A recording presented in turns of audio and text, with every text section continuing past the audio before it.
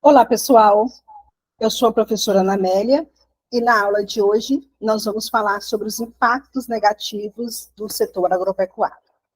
Então, toda atividade agropecuária, ela tem o potencial de ser uma atividade poluente. Por quê? Nós utilizamos recursos naturais. Não tem como fazer atividade agropecuária sem gerar impactos, né? Porque elas estão assim. Toda atividade, direta ou indiretamente relacionada à produção de alimentos, bens, matéria-prima, energia, biocombustível, pode gerar impactos ambientais negativos. Os principais problemas ambientais que envolvem a agropecuária são. Mas antes da gente falar desses impactos, vamos falar primeiro sobre o que é considerado o impacto ambiental.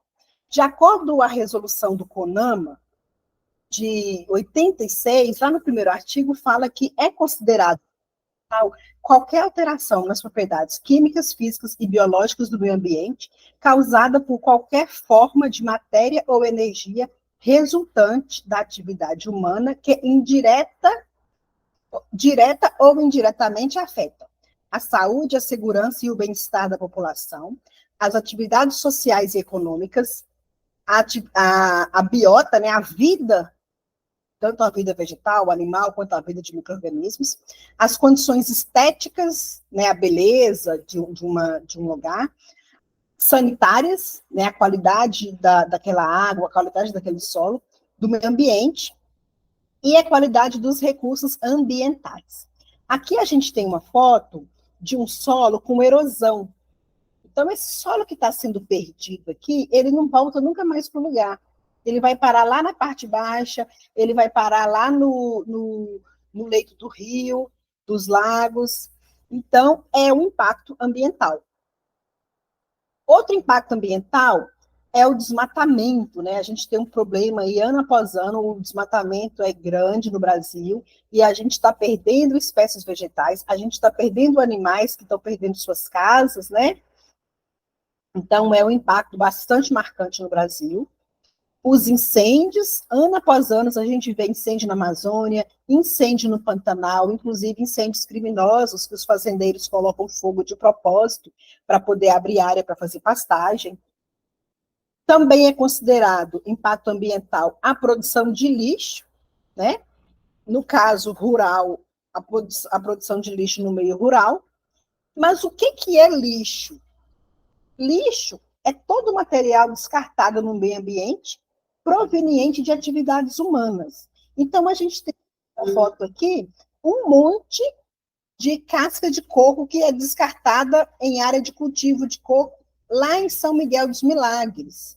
É um produto 100% orgânico, é um produto natural. A princípio, você fala assim, que problema pode ter uma casca de coco? Né? Só que a gente está falando de toneladas e toneladas de casca de coco. E isso pode ter um impacto negativo, porque a casca de coco ele é um fruto, fica seco, né? E com facilidade de encher de água, com a água da chuva, uma água que cai ali. Pode ser foco de disseminação de mosquitos, como o da dengue, por exemplo. Esse material vai ficar aí lentamente sendo decomposto, apodrecendo, né? Pode ser morada para animais, animais peçonhentos. Então, é um lixo. Embora esse material possa ser utilizado para fazer vários objetos, né? Tem vários estudos utilizando casca de coco para fazer adubo, para fazer vaso para plantar plantas. Então, é preciso encontrar alternativas para o uso desse material. Também é considerado lixo embalagens. E aqui eu peguei embalagens de agrotóxico. Por quê? Porque é um lixo mais perigoso. Mas a embalagem do sabão em pó, a embalagem de um medicamento, a embalagem de um alimento também é um lixo, né? E no meio rural a gente tem uma problemática porque na maior parte do país não existe coleta do lixo produzido pelas pessoas que moram na zona rural. Os principais problemas ambientais associados à destinação incorreta do lixo é mau cheiro, proliferação de animais nocivos e transmissores de doença. O chorume, o que é chorume? É aquele caldo que é produzido quando o material começa a decompor. Por exemplo, em curral, a gente vê que quando chove vai saindo aquela água escura, não é? A água que vai lavando o esterco do gado. Aquilo ali, por exemplo, é chorume. Esse material ele é produzido na decomposição do material e vai contaminando o solo e a água do lençol freático, além de rios e lagoas. Também ocorre a liberação de gases nocivos para o ser humano, quando a gente queima esse lixo. Ocorre morte de animais por sufocamento. A gente vê aí vê vários vídeos de animais marinhos, por exemplo, com um lacre pendurado no pescoço, né? Aves marinhas com lacre no pescoço, tartaruga marinha com lacre de suco, lacre de embalagens enrolada no pescoço. A gente tem também morte de animal porque as condições climáticas e o habitat, o lugar que aquele animal morava, foi alterado.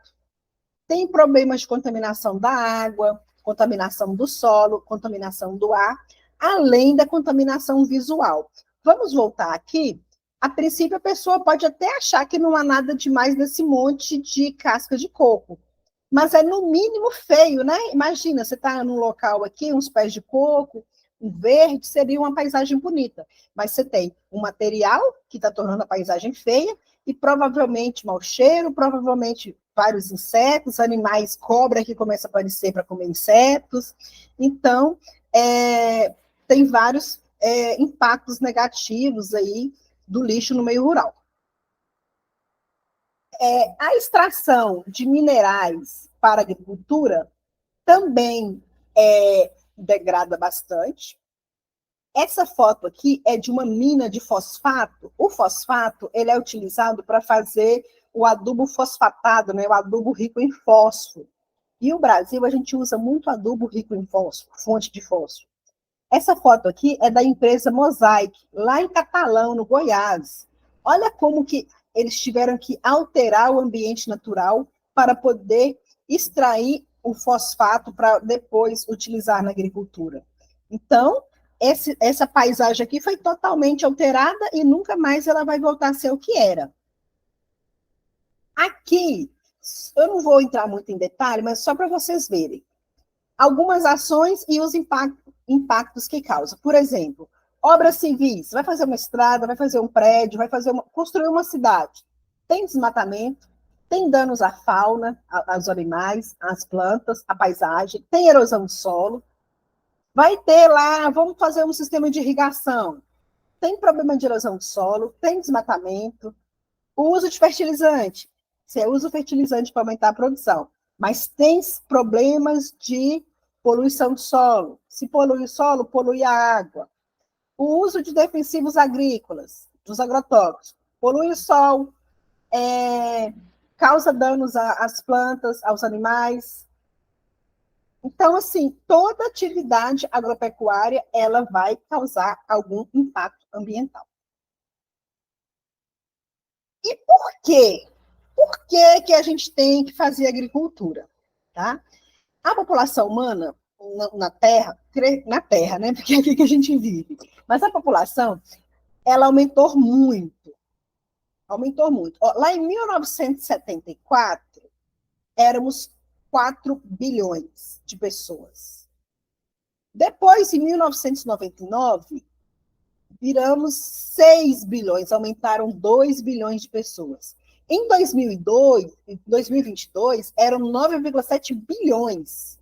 E a estimativa é que em 2050 seremos quase 12 bilhões de pessoas. E olha que eu não quero ter filhos, tá? Mesmo assim, a população está crescendo muito. Se a população aumenta, há a necessidade de produzir mais comida. Se para produzir comida tem que fazer agropecuária, vai ter impactos ambientais. Vamos olhar aqui só em relação ao uso da água. Vocês já viram muito sobre isso lá nas aulas de geografia e biologia, a distribuição da água. Se a gente pegar toda a água que tem no mundo, 97,5% dela é salgada. Sobra 2,5% de água doce. Então, vamos considerar agora só a água doce, tá? Esquece a água salgada. A água doce que existe no mundo, 69%, quase 70% está nas calotas polares. É pedra, e que elas permaneçam sendo pedra de gelo, que a gente não quer derreter esse gelo não, tá? 29% são águas subterrâneas, que estão no lençol freático. 0,3% são as águas de rios e lagos e 0,9% outros. Então, a gente vai ver aqui que apenas 0,3% de 2,5% são as águas que estão nos rios e lagos. Então, a água ele é um bem escasso. E para ter atividade econômica, para ter agricultura, para ter indústria, para ter vida, precisa ter água. E como que é esse consumo de água, gente? Estima-se que cerca de 70% da água consumida é consumida pela agricultura, na verdade, pela agropecuária. A indústria consome cerca de 22% da água doce, né? E o uso doméstico, as residências, consomem 8% dessa água. Então, o grande, assim, o setor que mais causa impactos sobre a água doce é a agropecuária. E qual é o problema? A gente usa muita água, por exemplo, para fazer a irrigação, né? E o que a irrigação faz? Primeiro que a gente modifica o ambiente. O ambiente não tem água o ano todo, mas a gente quer que tenha água o ano todo para a gente plantar o ano todo, né? Aí a gente molha ele o ano todo. Então a gente já está modificando o ambiente. A gente degrada o solo, porque a gente vai estar fazendo agricultura ali. Esse solo pode sofrer erosão, pode sofrer o pisoteio, né? Pode sofrer a compactação, a máquina vai passando ali, o solo vai ficando compacto, duro. Pode ter erosão, pode ter salinização, principalmente, gente, por exemplo, no Nordeste do Brasil, a gente tem só águas subterrâneas que são salinas, água salgada. E aí a gente pega essa água salgada e joga na terra. O que vai acontecer? A gente está salgando a terra. E aí essa terra vai virar uma terra desértica, não vai produzir mais. A gente tem também, quando a gente irriga, a gente, pelo fato de irrigar e ter que utilizar agrotóxico, a gente também pode estar contaminando esse solo. Então, a irrigação, ela afeta negativamente a qualidade de águas superficiais, né, água de rios e de lagos, e água subterrânea, porque a água da chuva chega e leva esse agrotóxico, leva esses produtos lá para a água subterrânea. Os impactos da irrigação são muitos. Esses impactos, eles podem ser pela modificação do solo, por quê? Na verdade, não só do solo, mas do ambiente. A gente tem um lugar que não tem água o ano todo. Aí a pessoa vai, o agricultor resolve fazer o cultivo ali, tem que molhar o ano todo. Aquelas plantas, aqueles animais que eram adaptados àquele habitat, já não vão ter condições ideais para viver naquele habitat. O habitat já está diferente. Pode também chegar novas espécies para poder colonizar aquela área. O ambiente mudou, as espécies também acabam mudando. Podemos ter problemas com degradação de solo, favorecimento de erosão. Em casos de quando o agricultor pega água subterrânea, água lá de poços artesianos, para poder fazer a irrigação, pode ocorrer um processo chamado de salinização do solo, que é quando a gente irriga o solo com água salina e este solo passa a ficar com muitos sais e aí vai futuramente impossibilitar o crescimento de plantas ali. Esse solo vai virar um deserto. A gente tem problemas de contaminação de produtos agrícolas, principalmente agrotóxico, que pode afetar muito a qualidade de águas, tanto superficiais quanto subterrâneas. Nossa, professora, mas o que de mal pode ter um pivô central? Tá? Vai ter uma área que vai ser necessário utilizar agrotóxicos. Então, a própria água da irrigação ou a água da chuva vai levar esse agrotóxico para o lençol freático e para os rios. Então, os impactos causados pelo pivô, ele pode ser qualitativo, por exemplo, quando deteriora os mananciais, os cursos de água, ou quantitativo, porque o fato de tirar a água de um lugar vai diminuir a oferta de água que tem ali. Essa foto aqui eu tirei do Google Maps, na região de Morrinhos. Então, a gente observa mais de 10 pivôs centrais aí. Então, o consumo de água por pivô é um consumo muito grande. Está tirando água do Urucuia, então abaixo de onde está tirando essa água, a quantidade de água no rio vai diminuir. E isso por si só já é um impacto. Existem estudos sobre a contaminação do aquífero Guarani, na região ali de Ribeirão Preto, por exemplo. A cultura cultivada lá, cana-de-açúcar, foi encontrada os agrotóxicos dioron, tebutioron e hexazinone. São produtos altamente tóxicos encontrados na água nessa região. Lá na nascente do Araguaia, na região do Mato Grosso e Goiás, o cultivo de milho e soja, também foram encontrados vários agrotóxicos nessa água. Em Alegrete, no Rio Grande do Sul, no Planalto Paranaense, no Planalto Médio Catarinense, né, toda essa região do aquífero Guarani, de acordo com as culturas cultivadas nessa região, encontraram-se vários agrotóxicos nessa água subterrânea, no aquífero. As pessoas estão bebendo água, já bebendo a água com agrotóxico. Um outro processo que ocorre, que é bem preocupante, é a eutrofização da água. É um nome estranho, mas é um processo que todos vocês provavelmente já viram. A gente tem um rio, ou um mar, ou uma lagoa. Principalmente ocorre em rios e lagoas, tá? E aí a gente vai ter fósforo, nitrogênio, vários nutrientes ali naquela água. Tem oxigênio dissolvido ali na água, que é importante para que haja vida ali. Só que esse oxigênio é em quantidade suficiente para todos os seres vivos que tem ali. Aí, uma cidade está jogando esgoto nessa água. Esse esgoto é rico em nitrogênio. A gente não usa esterco para adubar a terra, é porque o esterco tem nitrogênio. O esterco também, esse material também, vai ter fósforo, que a gente também usa o esterco para adubar com fósforo, né? Então vai ter fósforo. Os agricultores ao cultivar, fazem adubação com nitrogênio e fósforo nas lavouras. Vem a chuva, pega essa água e a água lava a terra ali, e depois ela vai parar no rio, vai parar nas lagoas. Aí o que acontece? As algas, que aqui eram pouquinhas, só que as algas eram poucas, só que tinha peixes também, tá? Quando aumentou muito o nitrogênio e fósforo naquela água, o que as algas vão pensar? Ixi, tá sobrando comida. Vamos multiplicar, vamos fazer filho e multiplicar, porque tem comida. Aí o que acontece? Mais algas vivendo na água, elas vão começar a consumir mais oxigênio, porque é mais alga querendo oxigênio. E o que acontece com os peixes? Eles vão morrer porque vai faltar oxigênio para esses peixes. E vai criar cenas, né, bastante tristes de peixes mortos, tá?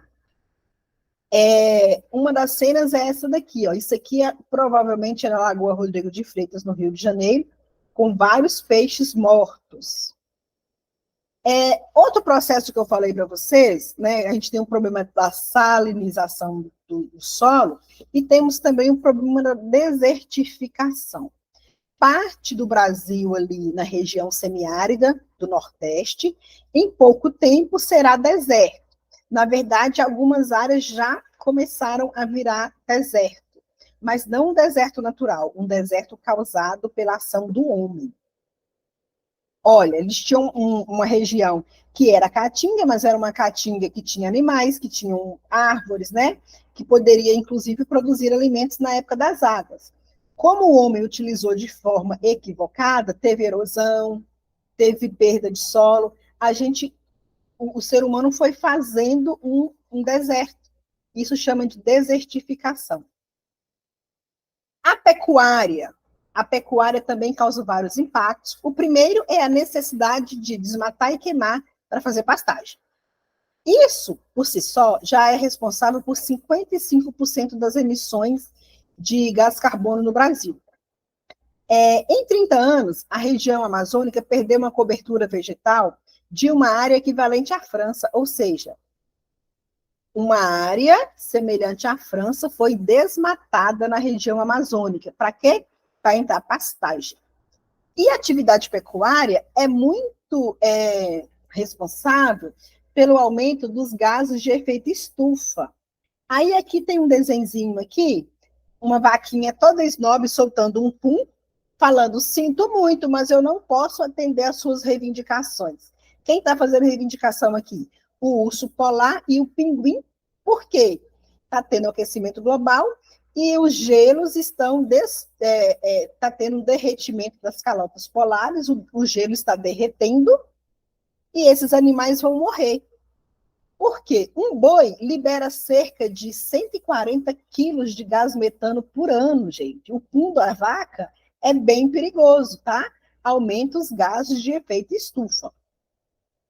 Um outro problema da pecuária é a compactação do gado pelo pisoteio. A gente vê nessa foto aqui, o gado vai andando, pisoteando, o solo fica extremamente endurecido. Isso aqui pode virar, já virou, né, uma erosão, e pode só piorar. Esse solo também fica empobrecido, e também a gente pode ter contaminação de rios, lagos e lençol freático devido ao transporte de dejetos dos animais. Aqui a gente tem uma foto de próximo a essa região aqui, tinha um curral, eu acho. A água da chuva carregava essa água contaminada para o rio. Então, o chorume aqui, por causa do esterco do gado, também é bastante poluente. Nós temos outro problema, que é a perda da biodiversidade, né? A perda da diversidade de vida. Essa foto aqui mostra, essa ilustração aí mostra a foto de vários animais e plantas que vão, aos poucos, sendo exterminados, né? Então, a gente perde uma variedade grande genética, a gente perde muitas espécies, e aí a gente vai empobrecendo a vida na Terra, né? Vários animais, várias plantas simplesmente não existem mais. Um outro fator bastante preocupante da atividade pecuária é que a gente vai colocando espécies exóticas no país. Tem um caramujo africano, é bem nojento ele, perigoso, que ele foi simplesmente introduzido no Brasil. Hoje, em vários estados do Brasil, ele é um problema seríssimo, principalmente quem lida com produção de hortaliças. E esse caramujo aqui, ele pode transmitir doenças para o homem. Outro problema, os javalis, que foram introduzidos no Brasil, eles competem com os animais que são nativos daqui.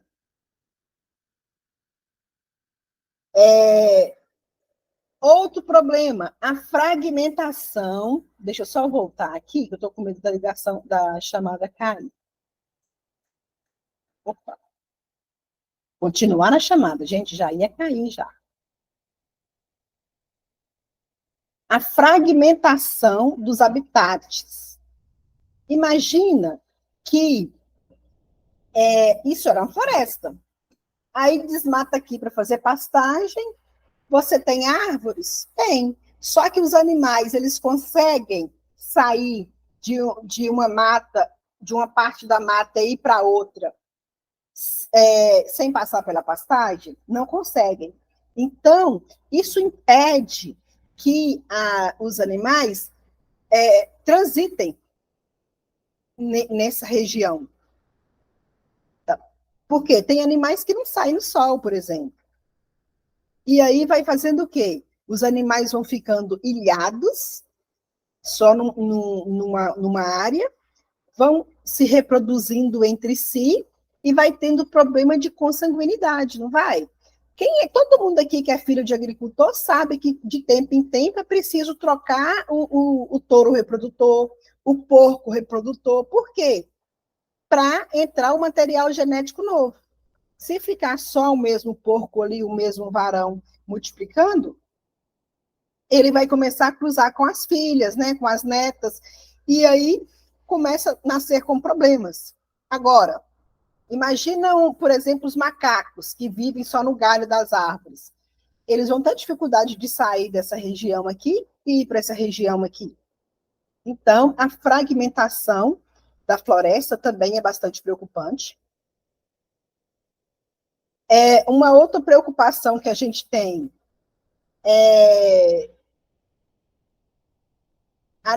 assim, a gente precisa ter uma consciência que o agronegócio ele tem que evoluir. Ele não tem que ser arcaico, atrasado. Por quê? Até hoje, gente, tem gente que praticamente defende o trabalho escravo. Tanto é que ainda tem trabalho escravo no Brasil. A gente não precisa de fazer trabalho escravo, de usar agrotóxico de qualquer forma, de desmatar tudo para poder produzir comida. Existem alternativas para que a gente tenha relações justas de trabalho, para que a gente utilize outros produtos que não sejam agrotóxicos, ou, se for necessário usar agrotóxico, que seja um agrotóxico que cause menos risco para a natureza e para o homem. E também a gente precisa preservar as florestas. Então, hoje, a gente fala que a agricultura ela deve melhorar as técnicas agropecuárias, fazer um preparo e manejo adequado do solo, fazer manejo das culturas, da colheita, né? Não deixar perder tanta produção. A produção agrícola, uma parte assim, enorme é perdida depois que é colhido. Outra coisa importante é o armazenamento adequado para que não haja a perda da produção. A gente buscar variedades, vai plantar milho? Vamos plantar um milho que produza mais. Ou então, a gente tem um milho aqui que ele não produz bastante, assim, não é um milho que produz mais, só que ele é um milho que ele consegue produzir na terra do pequeno agricultor, aquele agricultor que não tem condições de fazer adubação. É aquele milho que produz pouco, mas produz. É aquele milho que aguenta uma seca, é aquele milho que é resistente a pragas e doenças. Então, quando eu falo com vocês que cabe ao técnico escolher qual é a melhor tecnologia para o agricultor, não é só chegar para o agricultor e falar assim, ó, essa semente de milho aqui é a que mais produz. A semente de milho que mais produz, você vai dar para aquele agricultor. É pequeno agricultor, mas tem uma terra maravilhosa. Não precisa adubar, não precisa fazer nada, tá? Ou é um grande produtor. A terra é fraca, ele pode melhorar, ele pode irrigar, ele pode fazer o controle de pragas e doenças. Mas, às vezes, você vai indicar uma semente de milho que não é a mais produtiva, mas é resistente à praga e doença, é resistente a um veranico, né, que é quando fica um tempo sem chover durante os meses de dezembro, janeiro, fevereiro, né? Então, a gente precisa procurar materiais genéticos que atenda aos agricultores. Cada agricultor vai ter uma demanda. Outra necessidade também é da gente fazer a recuperação das áreas que já estão degradadas. Era isso que eu queria falar por hoje, tá? A agricultura, ela não tem uma receita, a gente tem que ter a humildade e a curiosidade para a gente encontrar as alternativas para cada segmento da agricultura e para cada agricultor, principalmente quando a gente fala dos agricultores familiares, da agricultura de ribeirinha, da agricultura indígena, da agricultura quilombola, porque vai ter muitas diferenças, né? Então a gente precisa dialogar, conversar com essas pessoas, para daí junto a gente encontrar alternativas. Vocês vão ver mais um pouquinho sobre isso quando forem cursar a disciplina de extensão rural. Foi um prazer estar com vocês nessa aula. Até a próxima. Caso precisem, pode entrar em contato comigo pelo e-mail ana.cordeiro@ifnmg.edu.br. Um forte abraço.